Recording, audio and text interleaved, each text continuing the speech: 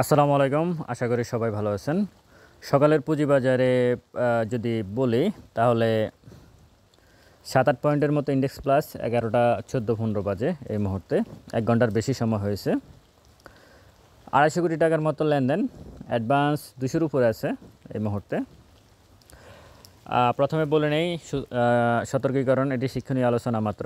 Stock আমার কোনো বাইসেল নির্দেশ করে না, নিজ দায়িত্বে বাইসেল সম্পন্ন করবেন। পুঁজিবাজার ঝুঁকিপূর্ণ, জেনে শুনে বুঝে বিনিয়োগ করুন।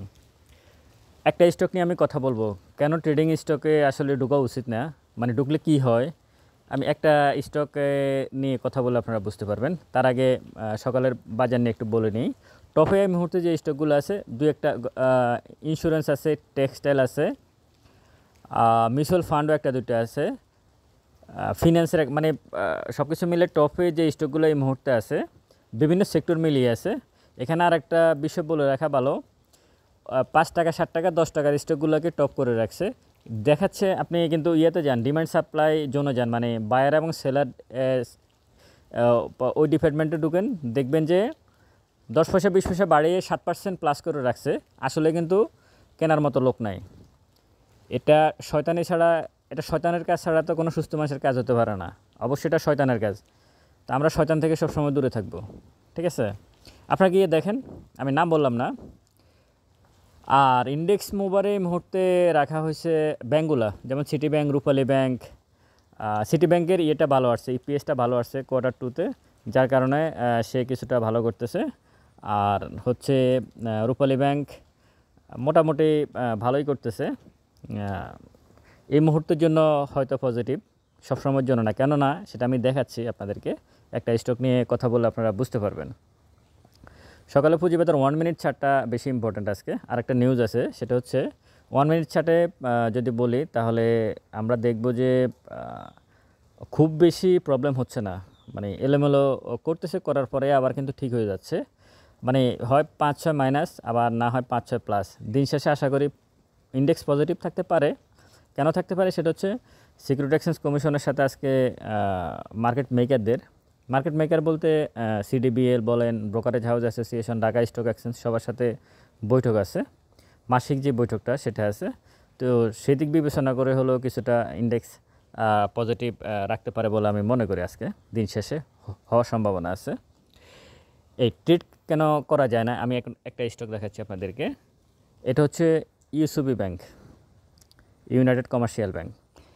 বেশিরভাগ ক্ষেত্রে 80% ক্ষেত্রে এখন যে ঘটনাটা করতেছে, দেখেন গতকালকে কিন্তু স্টকটা কিন্তু বাড়ছে, আজকে ঠিক সেই পরিমাণ কমে গেছে।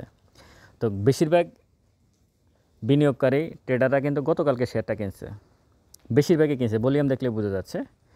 কেনার পর আজকে কী হয়েছে, আজকে আগের জায়গায় চলে আসছে। আগামীকাল কি হবে, ঠিক সে যে দামে কিনেছে শেয়ারটা ওই দামে থাকবে, খুব বেশি বাড়বে না। এটা একটা উদাহরণ হিসেবে আমি নিয়েছি, কিন্তু 80% শেয়ারের ক্ষেত্রে বর্তমানে এটাই হচ্ছে।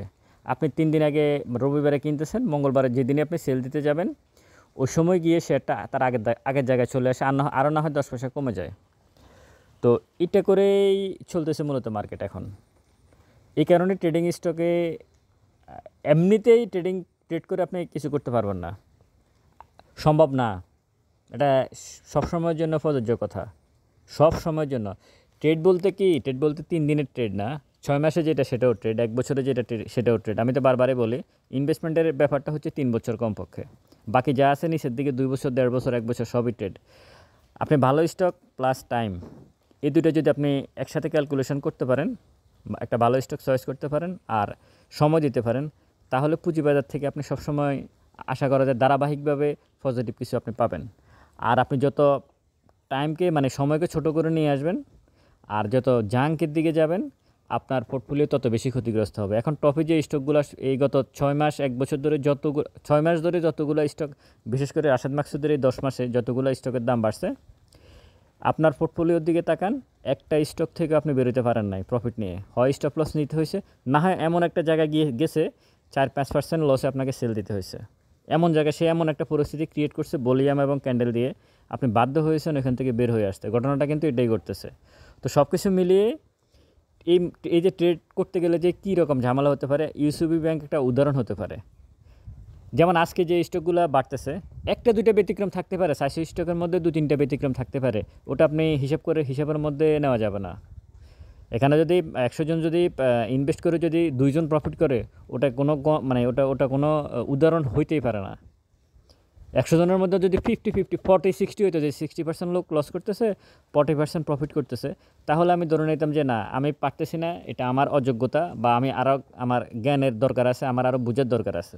যেখানে 100 জনের মধ্যে 2 জন প্রফিট করে কিনা সন্দেহ আছে, সেখানে আবার জ্ঞানের কী আছে আর বুঝারে বা কী আছে?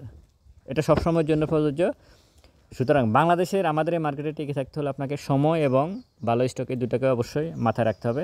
আর আমি ইউসিবি ব্যাংকের উদাহরণ হিসেবে আপনাদেরকে এখানে উপস্থাপন করছি। সব কিছু মিলিয়ে আপনারা সাবধানতার সহিত একটা স্টকে এখন এন্ট্রি নেবেন। মার্কেটে কিছুই হচ্ছে না, আপনারা যে ভলিউম দেখতেছেন, ইন্ডেক্স বাড়া দেখতেছেন, এগুলো হচ্ছে সব কিছু মিলিয়ে আপনার পোর্টফোলিওর দিকে তাকালে কিন্তু আপনার মন খারাপ, আরও বেশি খারাপ হচ্ছে।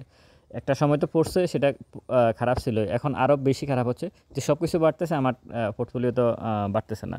তো সব কিছু মিলিয়ে আপনারা এখানে একটু সাবধানতা অবলম্বন করবেন। আর একটা বিষয় বলে রাখি, সেটা হচ্ছে আপনারা যদি হোয়াটসঅ্যাপ পেড গ্রুপ আছে, যারা পেড গ্রুপে জয়েন করতেছেন 1 মাসের এন্ট্রি ফি দিয়ে জয়েন করতে পারেন। আর হাতে লেখা একটা বই আছে, সংগ্রহে রাখতে পারেন। সতর্কীকরণ, এটি শিক্ষণীয় আলোচনা মাত্র। স্টক আমার কোনো বাইসেল নির্দেশ করে না, নিজ দায়িত্বে বাইসেল সম্পন্ন করবেন। পুঁজিবাজার ঝুঁকিপূর্ণ, জেনে শুনে বুঝে বিনিয়োগ করুন। ভালো থাকুন, আসসালামু আলাইকুম।